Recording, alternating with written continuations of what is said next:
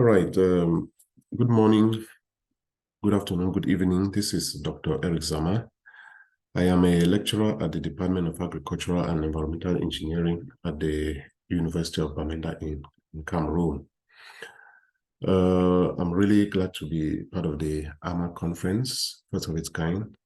And I'm really happy because we are gathered here to talk about agriculture in Africa, agriculture for Africans. I think it's time we really have to start talking. As lecturer in an engineering institution, there's one thing that really bothers me sometimes. We graduate engineers in most of our institutions. And these engineers, they are, while in school, they're always very enthusiastic. They come up with designs, with prototype machinery that can help us in shaping the environment around us, especially agriculture. But the question I always ask myself is this: these tools that they produce, the machinery, prototypes that they produce, where do they end up?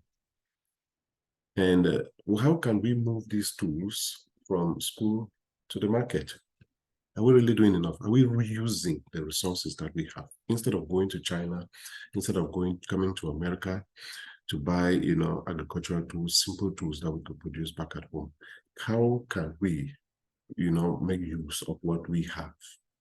That is what has been bothering me for all this work, and this is what I wanted to share with us today. I have a collection of some tools that have been developed by our students over the years. On my left, you can see a palm oil clarifier that was developed by a master's student in 2022. This is an instrument that you only need to fine-tune, and then we can sell it at to industries, palm oil industries, and it will be great. On my right, you find a digital soil testing machine. There's no need for us to go to China for a simple pH meter.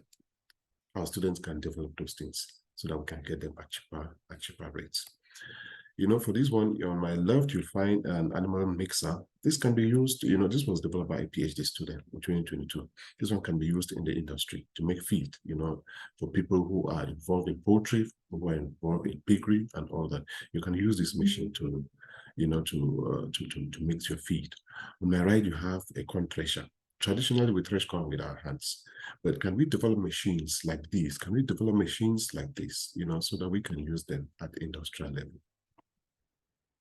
Look at this one on my left. It's a mechanical sprayer. Instead of using our hands to spray, the students have developed simple machines, simple tools like this that can help us cut down on the labor and the time to do our spraying.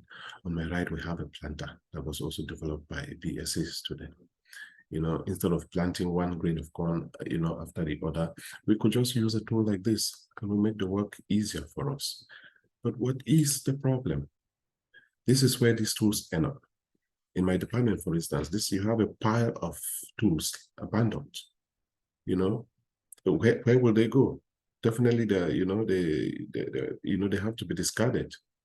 And when this happens, it doesn't help us. We need to be able to make use of these instruments that are produced by our students so that they will be cheaper for us in the market.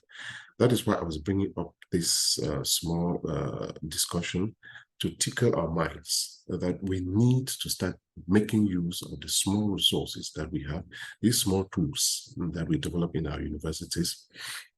The students come up with prototypes. We need to start fine-tuning these prototypes, and making them, marketable. When the students design their projects, we need to ask them, we need to, encourage them to design products that can be sold in the market. And above all, I'm making this video because we have, industry here. We have representatives of industry here.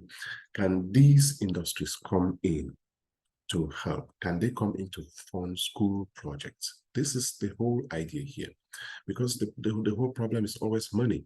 Can industries come in to fund school projects so that when these prototypes are developed, they can fine-tune and send to the market so that we have tools at our discretion, so that we have tools that are cheaper for us, tools that are made in Africa and for Africans. This is just a small thing that I intended to share with us today. Thank you very much.